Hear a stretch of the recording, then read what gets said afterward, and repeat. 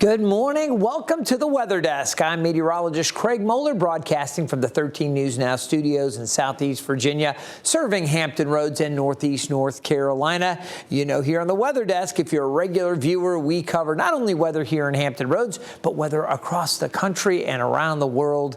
Taking a look at a space-related story today as well. So here every weekday morning, starting at 9 o'clock, we give you a half an hour of today's top weather headlines. And we've got some pretty big stories to talk about. Let's take a look at some of the topics that we'll be addressing today.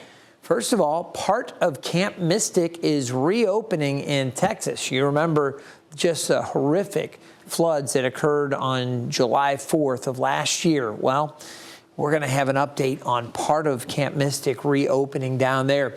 Then there was a 17-car pileup that was weather-related. We'll talk about what weather phenomena caused that pileup and where it occurred and kind of what the situation is there now. So we'll check in on that.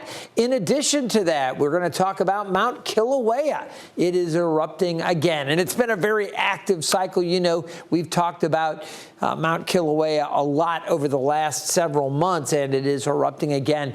What's really wild about this one? Geologists studying the volcano, they were saying, hey, this thing is going to go, and they gave a pretty small window that they thought it was going to erupt again. And it is hit in that window. So kind of cool that some of these folks that forecast the volcanic activity are getting more and more accurate with their predictions. It's not like, well, it might. They're saying, hey, this thing's going to go, and it's going to be between this time and that time, and we're in that window. So we'll show you that. Firefighters battling in Patagonia, some pretty massive wildfires. We'll talk about that and the suspected cause of that as well. There's some question as to how things are going. Also, a little bit of good news for firefighters there down in the Patagonia region of Argentina. We'll explain what they've been getting in terms of a little added help. Then we have the schedule for Crew 11's return from the International Space Station. We've talked about that as well over the past week or so, that planned spacewalk delayed, and then they decided to medevac the International Space Station, bring the crew home early. Well, now we know when they're going to depart the ISS and when they're expected to splash down here on Earth. We also have a look at the typically coldest stretch of weather for Hampton Roads. We're going to take a look at the next storm system, which could bring us a little wintry mix right here in Southeast Virginia. We'll talk about that, and we'll get into the full extended forecast as well. So plenty to cover from the Weather Desk today. Let's start off, though, with a look at the big picture here. You can see some unsettled weather down across Texas, and that's where we're going to go first of all, down across south central Texas to the Hill Country, and it was Kerrville specifically. You know, it's been 6 months since flooding in Texas Hill Country claimed dozens of lives. On the morning of July 4th, torrential rain caused the Guadalupe River to rise several feet in a matter of hours. More than 130 people died in the floodwaters, including 25 girls staying at Camp Mystic, 2 camp counselors, and the camp director. Megan Reyna spoke with the new camp director about plans to reopen a sister campus this summer, less than a year after the tragedy. So it has been 6 months since the tragedy on July 4th. First off, how are you doing? God is good. It's been really, really hard with everything that's happened, but we're appreciative of all the prayers and support, and we're hanging in there. Britt Eastland may have been born into the camping community, but being here is his choice. He and his wife are the camp directors at Camp Mystic Cypress Lake, the sister campus that opened in 2020, not far from the original campsite off the Guadalupe River. During the storm, we were here watching over our girls at this campus. On July 4th, everyone here was okay. But less than a mile away, 25 campers, 2 counselors, and Eastland's father, Dick Eastland, would lose their lives. The future of this main campus is unclear. The community is still healing, but Eastland told me the decision to reopen the other campus came after a lot of prayer. If we do it right, that girls will have an amazing experience, and they will gain so much for being together, and it'll be very healing for a lot of them. So we're working really hard at that right now. Part of that work included making a phone call to a company that didn't even exist 6 months ago. Owen Gari co-founded River Century following the devastating floods. They quickly engineered this flood warning sensor. We're going to come up with a system that works the same way as a fire alarm in a hotel works, as simple as that. Gari says once water reaches a certain level and is detected, an alarm similar to 2 ambulances goes off. 4 of these are now installed at Camp Mystic Cypress Lake, and by the end of April, there will be 100 across the Guadalupe River at different campsites and private properties, paid for by local foundations in Camp Mystic. Our prayers is that never has to go off, right? That's it. Yeah, that's the idea. But if it does, then at least we'll know that we gave everybody enough time to get out of here. Eastland says he understands why some parents may not be ready to send their girls back to camp, but he believes this campus was unscathed by the raging floodwaters for a reason. It is pretty special that this is here. Reporting in Hunt, Megan Brena, KENS 5. We will be watching again as that area continues to pick up the pieces from that just tragic flooding. Let's turn our attention now to California, and we're going to go to the central part of the state, specifically around Fresno. It was in this location that dense fog is partly to blame for a deadly 17-car pileup. This happened on Highway 99 in Fresno Sunday morning. A 61-year-old man died and several others were hurt, including children. California Highway Patrol says there was only 10 to 15 feet of visibility when the crash happened. It was triggered when 2 vehicles slowed down while several other drivers behind them were still going at a high rate of speed. This serves as an important reminder to slow down whether you're dealing with fog, rain, or, of course, snow. All right, let's jump out and talk a little bit about the winds while we're out in California. We're back just north of L.A. We have an advisory. We were talking Santa Ana winds yesterday, and now today we still have some breezy conditions there. It's not as bad as what they were seeing widespread yesterday. Now, we still have some high wind warnings over portions of Montana and even Wyoming, a couple areas with some high wind warnings. North of Hot Springs, there is a wind advisory in South Dakota. So I just thought I would share that quick wind update for you while we're out west. I want to take you now back over across the ocean to Hawaii, and we're going to talk about Mount Kilauea and the eruption that's occurring once again. Here's a look at some of the lava coming from the north vent yesterday. Look at that. Just magnificent to see. Love to see just nature in its full just glory there, spewing that lava. It's amazing. And of course, they keep folks back at a very safe distance. This volcano is just amazing. It marks now this eruption the 40th time the volcano has erupted since December of 2024. The eruptive episodes usually last less than 12 hours and are separated by pauses that can be as long as 2 weeks. The last time Kilauea erupted was on New Year's Day, and scientists predicted the next episode would happen between January 8th and 13th. And as you can see, they were right. Isn't that amazing to see that Kilauea erupting there in Hawaii? Now, something that is really a problem, this is not something that is beautiful to see, but more wildfires, and we're going to the Patagonia region of Argentina. Right now, hundreds of firefighters are working to contain several wildfires in this Patagonia region. And as you can see, these fires started last week, but they've scorched at least 30,000 acres so far, and they are burning in the heart of the Andes Mountains, which is one of the top tourist destinations in the country. Wildfires are common in that region between December and March due to high temperatures, strong winds, and drought conditions. The causes, though, of these fires are still under investigation, but authorities say the largest active fire appears to have been deliberately set. So that's going to be interesting to find out more about that. Yesterday, it was the southeastern part of Australia we were talking about in Victoria where they had wildfires. Now, again, in the southern hemisphere, it's Argentina that's dealing with it. Well, tomorrow night, Astronauts on board the International Space Station will begin their journey back to Earth. NASA's Crew 11 launched on the SpaceX Dragon in August. They were set to return next month, but are now heading home early due to a medical concern with one of the crew members. This will mark the first medical evacuation from the International Space Station in its 25-year history. The astronauts are expected to leave the space station around 5 o'clock Wednesday afternoon and will splash down off the coast of California Thursday morning just before 4 a.m. We'll continue to watch that story. It's been something because we were all geared up to cover that spacewalk, and just like that, NASA said out of abundance of caution, they need to bring that crew back, and we'll let you know how they do tomorrow with that splashdown. All right, you see these icicles. We're going to talk cold temperatures here. Norfolk's typically coldest stretch of the year. We're getting into it. We'll hear more on that and a wintry mix for parts of the country, some snow, but a wintry mix here in Hampton Roads. It's possible Thursday morning.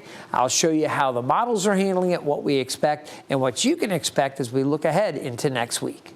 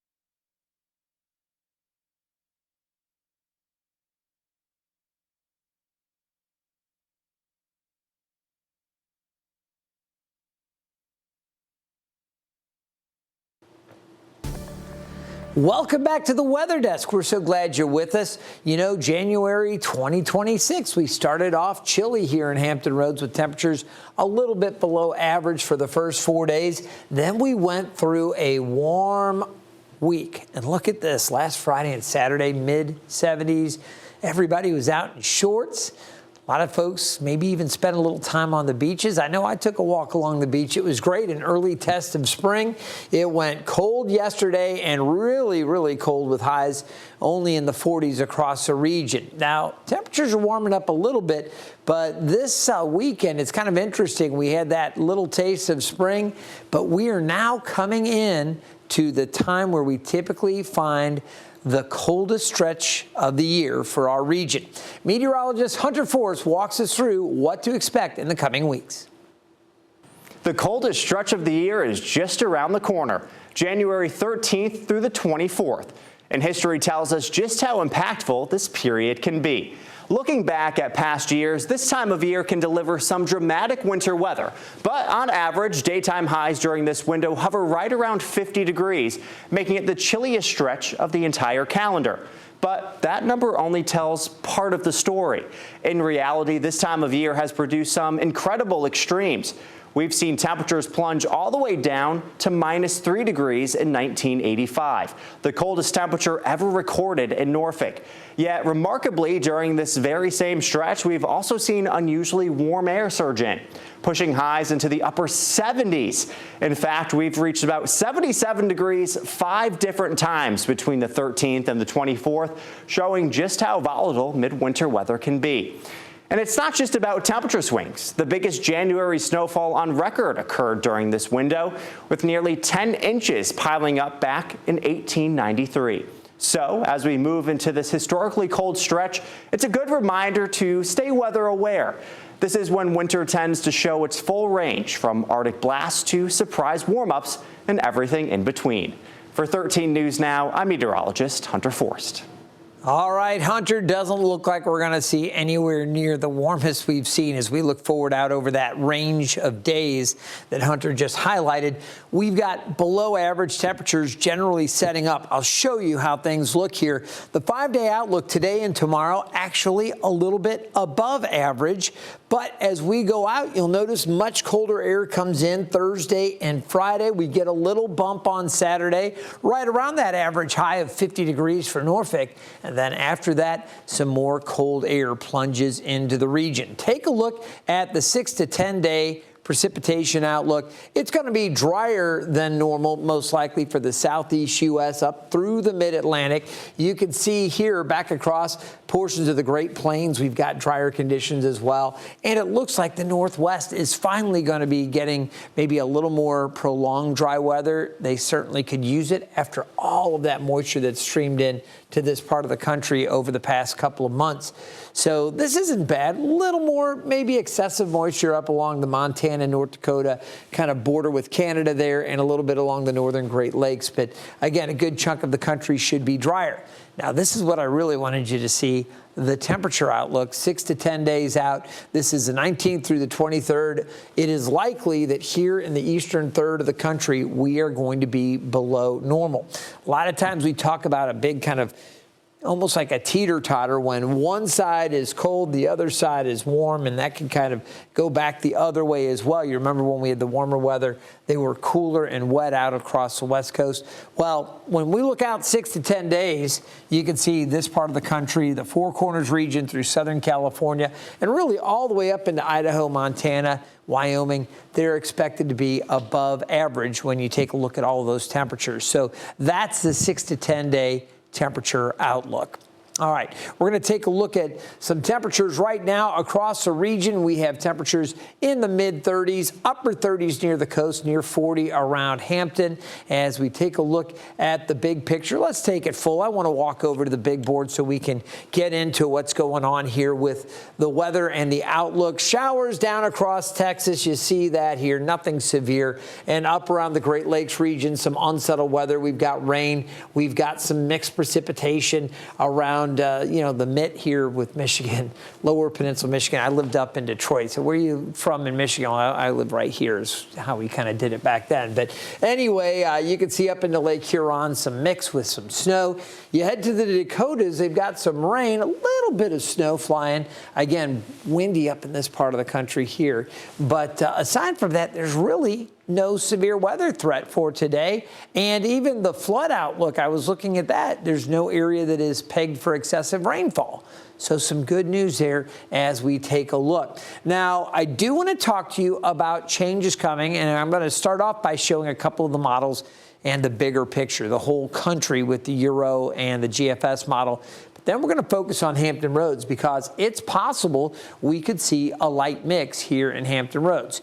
Now, we have not yet declared a weather impact alert because, quite frankly, this is not a guarantee. But as you'll see, some of the models do hint that there might be a little bit of mix. And it doesn't look like it's going to be major impact. It should be light rain or light mix and snow possible. In fact, I think a lot of it's going to come with the temperatures a little bit above freezing, so it doesn't look like it's going to be piling up quick or anything like that. But we'll get into the amounts that are possible, and you do need to know colder air is going to sweep in behind the system, so we're going to be monitoring that for late morning on Thursday. And then you'll definitely want to stay tuned for updates from our team here at 13 News Now, as things may change a little bit for the better or worse, and we'll certainly keep you updated online, on air, and on the go with your mobile apps as well. So let's talk about the big picture. We'll start off with the European model. And as you can see, that moisture going on down across Texas and that mixed precipitation up in the north. So it's doing a pretty good job of what we call at initialization, or at the beginning of this model here. It's got a pretty good handle on it. This moisture was actually positioned over just a little farther to the east of where the Euro has it right here at 8 o'clock this morning. But you'll notice as we head towards noon, again, it continues to move along that area of low pressure, stays up into Canada, but it swings a couple of fronts through the area. So the Euro says, okay, this is going to turn the corner quick. It's got a cold front here, kind of a second shot of reinforcing cold air. So a couple of fronts swinging towards the coast. Chances for a few showers maybe late tomorrow in the afternoon down across North Carolina. But you can see it really doesn't bring any snow into the region for Hampton Roads. Looks like it will produce snow back up across parts of New York State, Vermont, even up into Maine, parts of Pennsylvania as well, western PA. They may see a little bit of snow, and potentially with this cold air coming off the Great Lakes, there could be some lake effect snow as well. Another system on its heels there back across the south central part of Canada, diving down into the Great Lakes region. There's that next area of low pressure here. Some more snow for this part of the country from Pennsylvania and western New York back across the Great Lakes and back into Minnesota, parts of the Dakotas there. Still dry down across the southern tier. Again, this is the Euro. Looking ahead to Friday and Saturday, we look pretty good. A few showers possible here with the Euro, but the snow staying out to the west. As we go into Sunday, it's interesting, maybe a couple flurries off to the north, but generally fair conditions here. And I'll note, just to give you a feel for how fickle these models can be from run to run, previously, as I was looking at the Euro, I think it was earlier today or late last night, at one point it had snow for our area on Sunday. I guess that was yesterday because I held off. I didn't want to pull the trigger on that. The other models were outlying. This morning, the Euro does not produce any snow for our area on Sunday, so it's kind of back in line with the other models. That's the Euro's outlook. Let's take a look at the GFS. And this is the American model. So again, this show, the Weather Desk, is really for people that are passionate about the weather. That's why we're wading a little bit deeper into the taller weeds a little bit with some of these models. We'll take a quick look at this. And again, you can see the GFS bringing some of that snow around the Great Lakes region. Again, that low turning off to the north. We've got a couple of frontal boundaries pushing into the area. Chance for a few flurry or a few rain showers late tomorrow. But this did bring a few snow showers into the region early Thursday. By noon, it's clear. And again, we're looking better later Thursday, Friday, Saturday. Really not much going on. Maybe a couple sprinkles up towards Maryland. And again, that next system, snow back out to the west. But this, like the Euro, keeps that second batch of snow away. And again, Sunday should be a pretty fair day. Look at how much of the country remains dry. So basically two systems bringing chances for snow to the northeast U.S. as we had one Wednesday into Thursday, and the next one a little bit later in the weekend, Saturday into Sunday for that part of the country.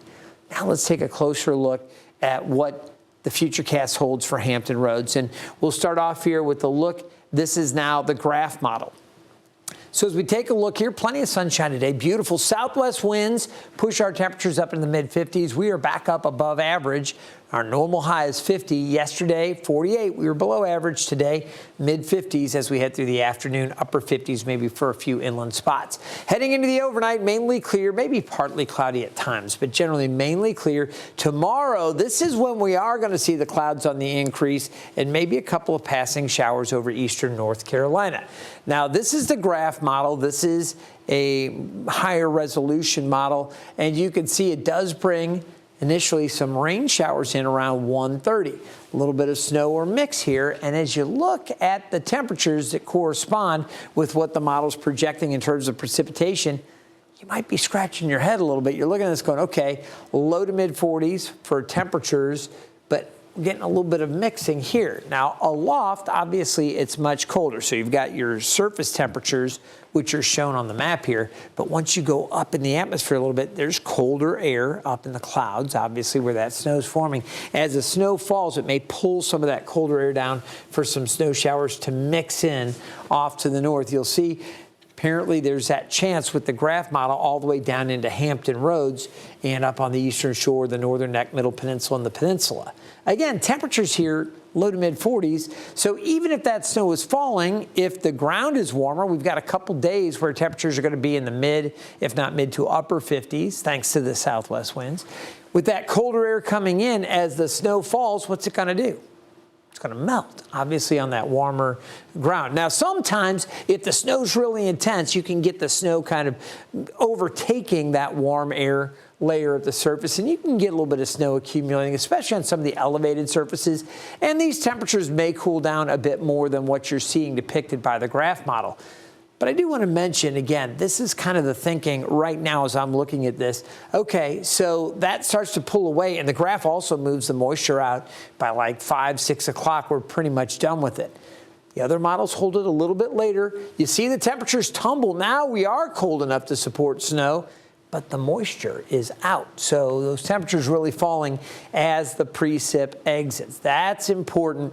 Now, if there's a lot of moisture on the ground and you get temperatures down to the upper 20s, we got to watch those bridges and elevated surfaces. There could be a little bit of freezing off to the north. But I think for the most part, what falls is going to fall as rain or mix, and then we may get some bursts of snow in there, but it should be very light and then move out. We're going to see more sunshine. Temperatures really cold Friday, and then into the weekend, some other adjustments coming up. This is a GFS zoomed in on Hampton Roads. You could see rain early Thursday, and then you can see that chance for a little bit of snow in the morning, and then it moves out as some mix, and by 9 o'clock, it's done. That's a closer look at that GFS model, the one that I showed you earlier nationally, but I just wanted to zoom into Hampton Roads to give you just a little more detailed look at how that plays out for our area. So the models are not in really close agreement. There's some different subtle changes. You take a look at the snowfall potential, and the NAM, which is another high-res model, maybe showing just a little bit of snow in the mix. Anything that does accumulate would kind of be slushy and minor. Same thing with the GFS. This is the one that's been most bullish. It's actually producing an inch for Newport News.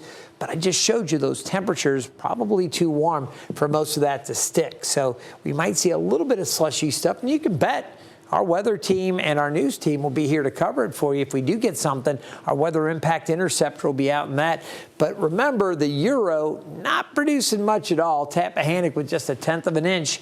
That's it. So which model's right? We're going to see how things play out. And, of course, keep a close eye and keep everybody updated. Here's a look at the graph, that high-res snow potential, that the model that I had just showed you with the temperatures on it. You can see just a little tiny amount off to the north. Most areas not seeing more than a few wet flakes. So let me bottom line it for you. Here's what I expect. Rain or mixed with snow possible early on Thursday morning. Little to no accumulation expected. And again, that colder air really arrives as the precipitation moves out. Right now, it was a chilly start to the day, but the skies are clear. Absolutely beautiful. Checking in with the Thompson Creek Window Company. 38 at the airport. Southwest winds at 9 miles per hour. We're going to see the winds maybe a little gusty later today, but the bay and the ocean looking pretty good. You can see some of those peak wind gusts around Norfolk up to 19, maybe 20 miles per hour later and into the evening. Small craft advisories may go up tonight. Temperatures in the mid to upper 50s across the region. South side today, a lot of sunshine. Temperatures cooler on the eastern shore, low 50s there. Low to mid 50s middle peninsula, and the peninsula from Hampton, Newport News, and Williamsburg, right around 56, maybe 57 degrees. For northeast North Carolina, upper 50s inland, mid 50s at the Outer Banks. Lots of sunshine down to the south. Lows tonight near 39, mainly clear. And tomorrow, 57, increasing clouds. That's the warmest day of the week. It turns colder after that. And you see the temperatures falling after that morning potential mix. Friday's going to be cool. 40 degrees for a high, back to 50 on Saturday, and another shot of cold air into early next week. That's going to do it for this edition of the Weather Desk. I'm meteorologist Craig Moeller. Thanks for joining us. We'll see you next time.